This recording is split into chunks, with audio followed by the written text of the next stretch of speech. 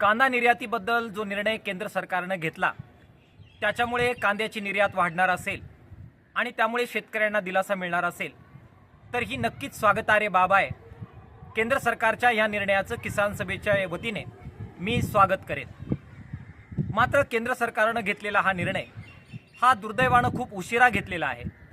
त्यामुळे निर्यात बंदी लादण्याचा जो वाईट परिणाम कांदा उत्पादकांवर झाला आणि त्यामुळे जे कांदा उत्पादकांचं नुकसान झालं ते आता दुर्दैवाने भरून निघणार नाही, ही बाब सुद्धा या संदर्भामध्ये आपण लक्षात घेतली पाहिजे।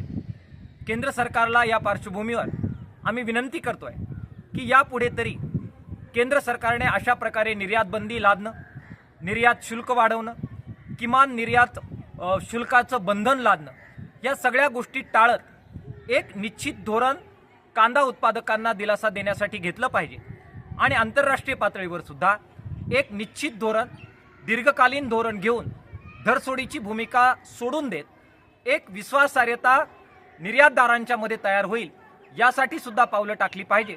केंद्र सरकारने ती टाकावी आणि कांदा उत्पादकांना दीर्घकालीन पातळीवर दिलासा देणारं निश्चित आणि दीर्घकालीन धोरण स्वीकारावं, अशा प्रकारची मागणी या पार्श्वभूमीवर किसान सभेच्या वतीने आम्ही करतो आहोत।